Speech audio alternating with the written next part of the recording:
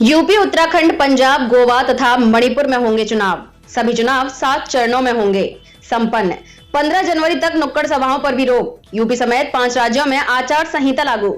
UP में पहले चरण की वोटिंग 10 फरवरी को, यूपी में दूसरे चरण की वोटिंग 14 फरवरी को, यूपी में तीसरे चरण की वोटिंग 20 फरवरी को, यूपी में चौथे चरण की वोटिंग 23 फरवरी को, यूपी में 5वें चरण की वोटिंग 27 फरवरी को, यूपी में छठा चरण की वोटिंग 3 मार्च को, यूपी में 7वें चरण की वोटिंग 7 मार्च को, 10 मार्च को 5 राज्यों की होगी काउंटिंग। पार्टियां ज्यादातर वर्चुअल रैली करें। ईसी रोड शो और बाइक रैली पर 15 जनवरी तक रोक। पदयात्रा पर भी रोक, रैली पर भी रोक।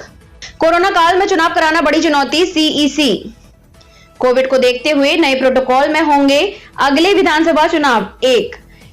इस बार 5 राज्यों की 690 विधानसभा क्षेत्रों के लिए होंगे चुनाव। ईसी कोविड सेफ इलेक्शन कराना चुनाव आयोग का उद्देश्य। सीईसी भीड़ कम करने को पोलिंग स्टेशन बढ़ाए गए हैं। चुनाव आयोग यूपी समेत 5 राज्यों में आचार संहिता लागू। हर बूथ पर मास्क और सैनिटाइजर की व्यवस्था। चुनाव आयोग ऑनलाइन नॉमिनेशन हो सकेगा अगर प्रत्याशी चाहे तो। चुनाव आयोग यूपी में 29% मतदाता पहली बार डालेंगे vote. Polling booth ground floor पर ही बनाए जाएंगे। 2,15,368 पोलिंग बूथ बनाए गए।